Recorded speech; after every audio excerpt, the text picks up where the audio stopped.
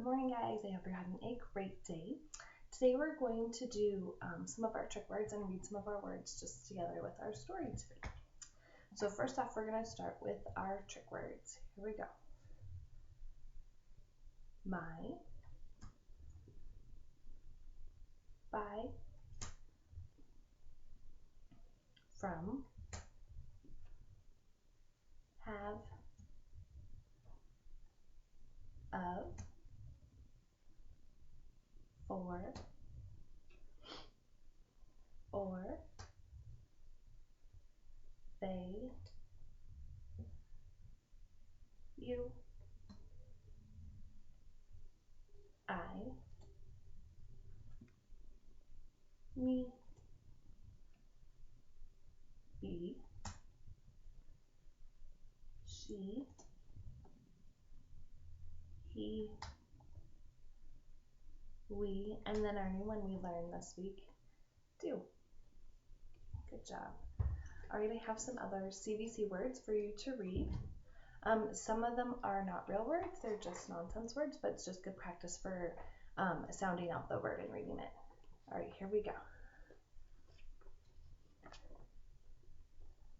Jet, ran, mix, sop, pun, sag, rug, bid, hub, bed, cab, tug. Good job reading. All right, today we have a very funny story that my class likes to hear. And this story is called Grandpa's Teeth, and this is by Rod Clement. One of my cousins said that she read it with her daughter when she was in kindergarten, and they just loved it, and it was so funny, so I had to get it. So now I'm excited to share it with all of you. All right, here we go. Help! I've been robbed! We heard Grandpa shouting. It's a disaster! Come quickly! He was still shouting as Mom, Agatha, and I ran up the stairs.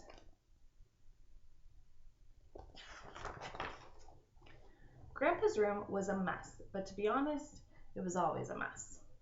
He blamed Gump, his old dog, but Gump looked too old to me to make much of a mess. What was taken? Gasped Mom.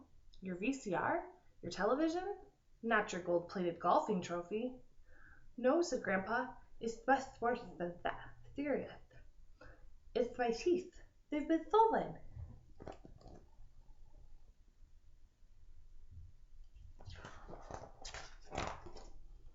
Grandpa normally kept his teeth in a glass of water by the bed.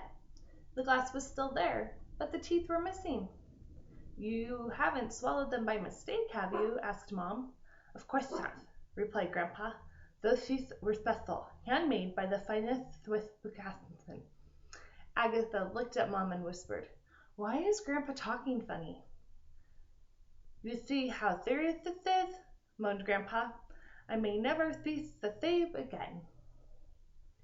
Are you sure you've looked everywhere? Asked Mom. Under the bed, behind the cabinet, in all of the drawers? Yes, replied Grandpa with tears in his eyes. I've looked everywhere. Mom called the police. Officer Rate looked grave. We've done a thorough search of the room and house, but we've found nothing at all. No teeth, no clues. Everyone was at home at the time of the theft. So how the thief got in and out without being seen is a mystery. Can you give us a description of the stolen articles, Mr. Pertwhistle? Grandpa frowned, rubbed his chin, then looked closely at the officer. Could you smile, please? He asked. Smile? Yes, a nice big smile. Officer Rate grinned sheepishly. No, shouted Grandpa angrily. I mean really smile. Officer Rate smiled broadly. Grandpa leaned forward, tapped the officer's teeth with his finger, and growled suspiciously. They look just like those. Officer Rate looked shocked. I've had these for years.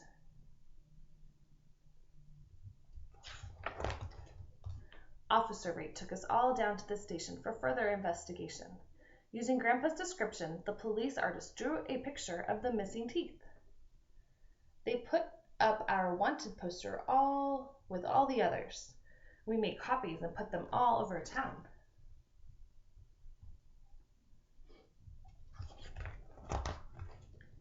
Officer Rate rounded up the usual suspects and took them in for questioning. All of them were asked to smile. Most of them had missing teeth as well, but just one or two, not the whole set. They even brought in our unfriendly neighbor, Mrs. Carbuncle, because her own teeth didn't fit. But Grandpa didn't recognize her or the teeth in the police lineup. "I've never seen the file before," he explained to Officer Rate.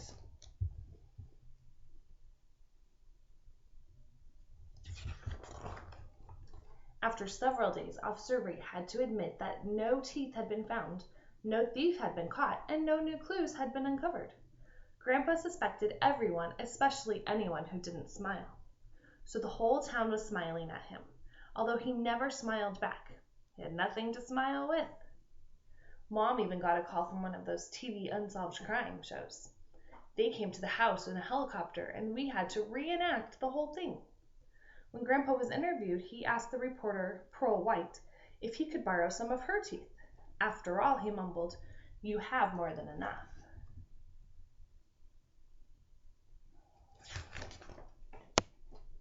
Dad called Switzerland to find out how much a new set of teeth would cost. He was so shocked when he found out that he dropped the phone. "The only way we could ever afford it," he joked to Mom, "is to sell the house." Grandpa thought that this was a great idea. "Who needs the house anyway?" he moaned. "It doesn't help you chew your food." To cheer him up, we all took Grandpa to the amusement park. It was a disaster. He took one look at the front entrance and burst into tears. Look at those big teeth. Everyone watched Unsolved Crimes, but no one called Officer Rate, and the crime remained unsolved. Some spare teeth were left in the mailbox, but none of them fit properly. People began locking their doors at night, imagining a teeth thief loose on the streets. No one knew who would be next, so fear gripped the town. The thief had to be caught, and soon.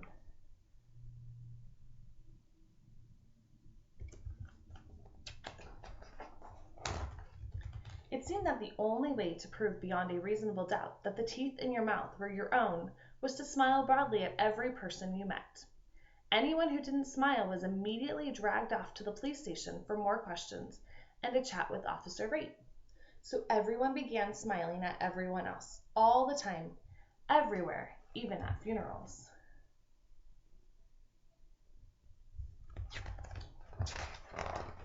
Because of Grandpa's teeth, the whole town was beginning to suffer.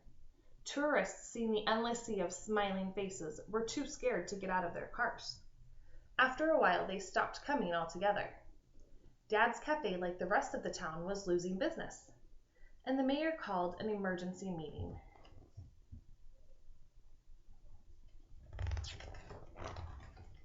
That night, for the first time that anyone could remember, the town hall was full. Speaker after speaker stood up to complain about the loss of customers and the constant strain of smiling all day, every day. Pastor Butter summed up the situation. "While I've always considered this a happy town, there are limits. No one wants to smile without a reason, and there aren't many reasons to smile in this town at the moment. It's time, I believe, to put a stop to it." The crowd cheered. Mr. Pertwhistle had one of the finest set of teeth in the country, and he alone cannot afford to replace them. In fact, I alone could not afford to replace them either. But if every one of us put $1 in the collection plate tonight, we would have enough money to buy 2 new sets of teeth. Most people put in $1, others put in 2.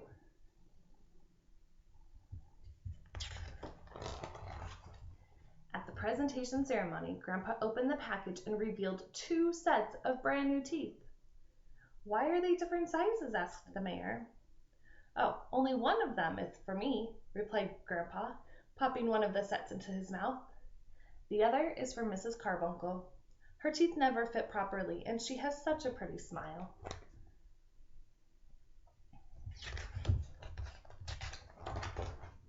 Grandpa was very happy with his new teeth. So was Mrs. Carbuncle, and they smiled all the time. In fact, they were so happy that Grandpa's old dog, Gump, smiled too.